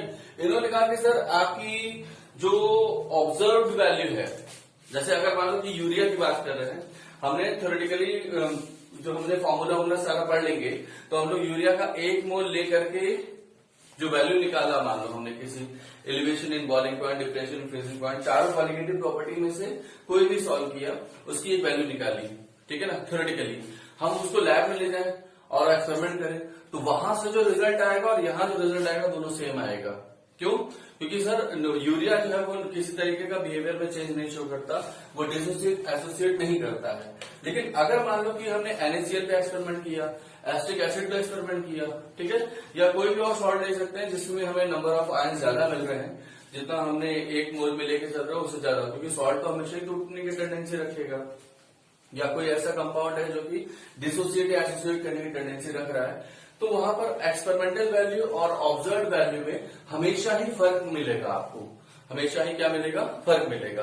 तो डेटा सेम आए दोनों तरफ से, एक्सपेरिमेंट आप करो तो भी आपका वही रिजल्ट आए और थ्योरेटिकली आप सोचो तो भी वही रिजल्ट आए। इसको रिलेट करने के लिए जो वॉन हॉफ थे उन्होंने फैक्टर दिया आई, उसको रिलेट करने के लिए फैक्टर दिया आई, और ये कहा कि सर अगर हम आई फैक्टर के इंट्रोड्यूस कर देते हैं तो फिर हमारा एक्सपेरिमेंटल वैल्यू ऑब्जर्व वैल्यू से बहुत ज्यादा मैच कर रही होगी, ठीक है।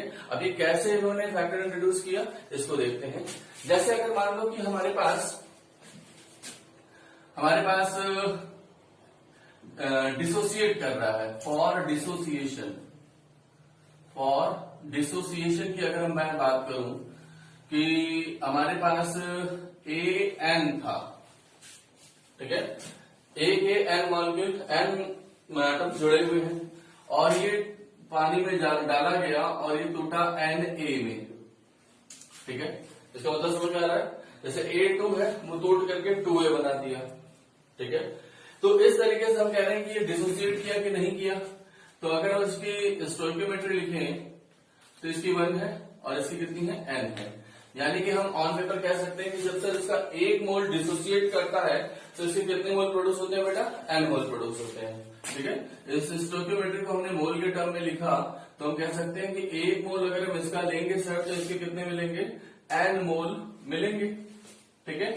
अब अगर मान लो कि सर ये 100% टूट रहा है तब तो N मोल मिल जाएगा, लेकिन अगर इसमें कुछ डिग्री ऑफ डिसोसिएशन कुछ बताया हुआ है, ठीक है ना, इसको मैंने मान लिया अल्फा। अल्फा क्या है इसका, डिग्री ऑफ डिसोसिएशन, ठीक है। डिग्री ऑफ डिसोसिएशन जो होता है इसके बारे में हमें एक बार जानकारी रखनी है कि ये जो होता है आउट ऑफ 1 मोल के लिए बताया जाता है, आउट ऑफ 1 मोल। डीओडी जो होता है वो आउट ऑफ 1 मोल होता है, यानी 1 मोल के लिए अगर हम बात कर रहे हैं तो उसके लिए वो अल्फा है। लेकिन अगर हमने इसी को बात की परसेंटेज डिसोसिएशन की, परसेंटेज डिसोसिएशन की बात की तो ये होगा आउट ऑफ 100, आउट ऑफ 100। इस बात का ध्यान रखना होगा क्योंकि परसेंटेज में तो अभी 100 से क्या करना है और डिवाइड करोगे तब तो वो एग्जैक्ट वैल्यू आएगी, ठीक है। तो यहां पर हम लोग देख रहे हैं कि 1 मोल से अगर हमारा N मोल मिल रहा है, हमने सपोज करो कि इसका माना कि सर ये NX मोल बन रहा है, NX मोल बन रहा है, तो N मोल, अब यूनिटरी मैथड हम लोग को सॉल्व करना है कि N मोल इसके 1 मोल से बन रहे हैं तो NX मोल कितने से बनेंगे। कुछ बच्चों को दिक्कत आएगी, इसको मैं अलग से कर देता हूं कि N मोल जो है A का वो बन रहा है 1 मोल AN से, बोलो बेटा। तो अब हमें कह रहा है कि NX मोल कितने से बनेगा, तो ये बनेगा NX वाला फैक्टर जो है ये इधर जाकर मल्टीप्लाई करते हैं, इसे डिवाइड करेंगे तो NX मल्टीप्लाइड बाई 1 में N, तो ये कितना आ गया, X मोल AN लगेगा। चलो तो यहां से हम कितना घटा दें, ये तो हम लोग का रफ वर्क हो गया, ठीक है। लेकिन रफ वर्क ज्यादा इंपॉर्टेंट है क्योंकि अगर गलत कर दिया तो फिर ये खराब हो जाएगा सारा कुछ।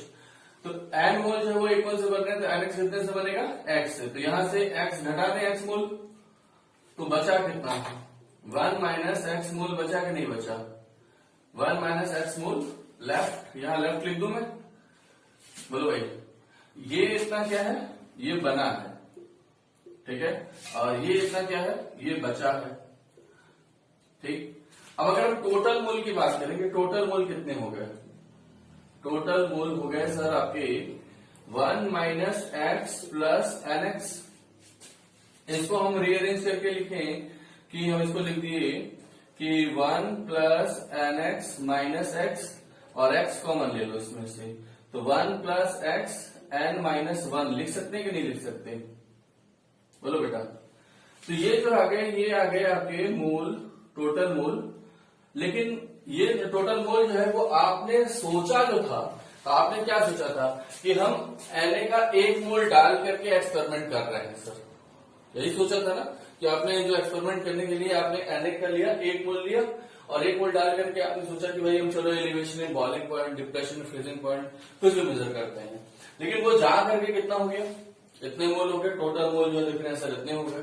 तो अब अगर हम देख रहे हैं कि सर क्वालिटेटिव प्रॉपर्टी निकालोगे कोई भी, तो चूंकि वो नंबर पे डिपेंड करती है तो वो नंबर वही रहा या बढ़ गया। 1 में देखो कितना जुड़ गया, 1 से बड़ा आ रहा है कि नहीं आ रहा है, ये कितना बड़ा आ रहा है, x multiplied by N minus 1, x multiplied by N minus 1 बड़ा आ रहा है। इतना टर्म इसमें 1 में ऐड हुआ मिल रहा है क्योंकि हमने तो 1 मोल डाला था, लेकिन 1 में इतना टर्म और जुड़ा हुआ है, यानी कि आपके मोल बढ़ रहे हैं कि नहीं बढ़ रहे हैं।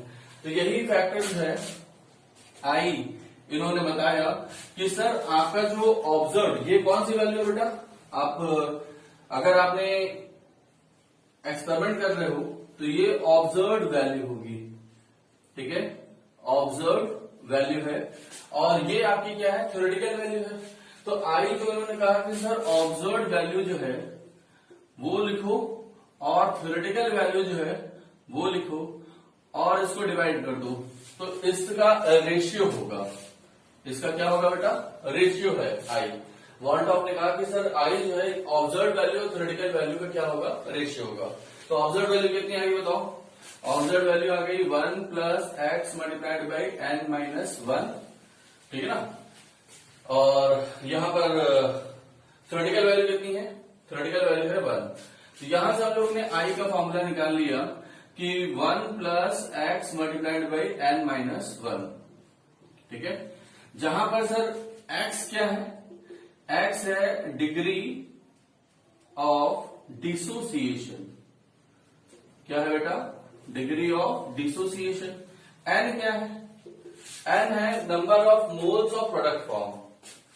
Number of moles of product form, ठीक है। कितना मोल प्रोडक्ट का फॉर्म हो रहा है वो n है। आज समझ में, तो इन बातों की हमें जानकारी रखनी पड़ेगी तो हम लोग क्वेश्चन कर पाएंगे। इसको नोट करें, इसको कुछ क्वेश्चन करवाते हैं। अब इसके बाद कुछ हम लोग एग्जांपल लेके चलते हैं। जैसे यहाँ पे हमने बोला कि डिसोसिएशन का केस हम लोगों ने डिस्कस किया। स्ट्रॉन्ग इलेक्ट्रोलाइट है, स्ट्रॉन्ग इलेक्ट्रोलाइट जब भी होगा तो अल्फा की वैल्यू नहीं देगा। हम लोग को ये बात अपनी याद रखनी पड़ेगी। इक्विलिब्रियम में हम लोगों ने पढ़ रखा है कि कौन से स्ट्रॉन्ग इलेक्ट्रोलाइट होते हैं, कौन से वीक इलेक्ट्रोलाइट होते हैं, ठीक है।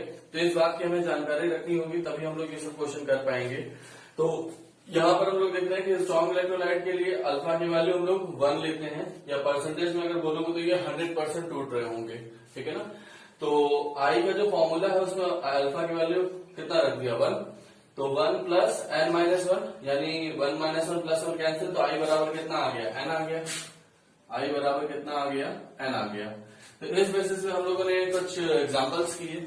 जैसे हमने कुछ स्ट्रॉन्ग एसिड लिया, कुछ स्ट्रॉन्ग बेस लिए, कुछ सॉल्ट लिए, तो इनको देखते हैं। जैसे HCl है, ये टूटेगा पूरा पूरा, तो H प्लस Cl माइनस कितना दिया बेटा? 2 आयन दिया। तो n की वैल्यू 2 है, तो I की वैल्यू कितनी आएगी? 2 आएगी। मैंने सॉल्व करके लिखा हुआ है पूरा आपके लिए। H2 तो 4 है, ये टूटता है तो 2H प्लस और 1 सल्फेट देगा, यानी टोटल कितने आयन हो गए? 3। तो I की वैल्यू भी कितनी आएगी? 3। HNO3 है, ये टूटा है H प्लस और NO3 माइनस में, n की वैल्यू कितनी आई? 2। तो I की वैल्यू भी कितनी आएगी? 2 आएगी। HCl4 है सर, ये टूटा तो H प्लस Cl4 माइनस में, n की वैल्यू कितनी आई? 2। तो I की वैल्यू कितनी आई? 2, ठीक है। उसी तरीके से स्ट्रॉन्ग बेस है, जैसे NaOH, KOH, barium hydroxide, calcium hydroxide, ठीक है। अल्किली मेटल और अल्किली अर्थ मेटल के जो हाइड्रोक्साइड है, लिथियम को छोड़ करके और बेरिलियम मैग्नीशियम को छोड़ करके बाकी सभी हम लोग स्ट्रॉन्ग में मानते हैं। तो ये अगर टूट रहे हैं सर 100%, तो KOH टूटेगा तो K plus OH minus 2। NaOH टूटा, Na plus OH minus 2 ion दिया, I की वैल्यू भी 2। बेरियम हाइड्रोक्साइड ये टूटेगा, एक बेरियम 2 हाइड्रोक्साइड के टोटल कितने आयन कितने हुए? 3। तो I की वैल्यू कितनी आएगी? 3। उसी तरीके से अगर हम सॉल्ट पे आते हैं तो सॉल्ट में NaCl है, कैल्शियम क्लोराइड है, एल्यूमिनियम सल्फेट है, और एक हमने कॉम्प्लेक्स सॉल्ट का भी एग्जांपल लिया हुआ है। इसमें बच्चे अक्सर फंस जाते हैं कि सर यहाँ कितने आयन मिलेंगे, तो इसके लिए हम लोग इसको तोड़ के देखते हैं। NaCl को तोड़ोगे तो बेटा 1 NaOHCl, 2। कैल्शियम क्लोराइड को तोड़ोगे तो 1 कैल्शियम 2 क्लोरीन, कितना हो गया? 3 आयन हुए, तो उधर भी 3 हो जाएगा। एल्यूमिनियम सल्फेट को तोड़ोगे तो 2 एल्यूमिनियम और 3 सल्फेट, कितना हो गया? 5 आयन मिलेंगे, I की वैल्यू 5। K4 एफिशिएंसी से सर इसको ब्रेक किया तो 4 पोटेशियम और 1 एफिशिएंट, टोटल कितने आयन कितने होंगे? 5। 4 ये और 1 ये 5। एफिशिएंसी पूरा नहीं टूटेगा। अब सल्फेट को तुम लोग तोड़ने लगो कि सर सल्फर अलग, ऑक्सीजन अलग, तो इतनी तो बेसिक जानकारी हम लोग को 11th वाले पोर्शन से है ही है कि सल्फेट जो है वो कोवेलेंट बॉन्डेड है, और कोवेलेंट बॉन्डेड वाले जो है वो आयनाइज नहीं होते। तो एल्यूमिनियम और सल्फर जो है ये अलग हो जाएंगे, लेकिन सल्फेट अलग नहीं होगा। उसी तरीके से FeCN6 में जो 6 CN इसके साथ है वो कोऑर्डिनेट बॉन्ड के थ्रू जुड़े हुए हैं, that is just like covalent bond हम कह सकते हैं। तो वो आयनाइज नहीं हो रहा है, केवल पोटेशियम अलग हुआ, जो आयनिक बॉन्ड है वो अलग हुआ। तो 5 आयन इसके मिले, 5 I की वैल्यू हो जाएगा बेटा। नोट करें फटाफट।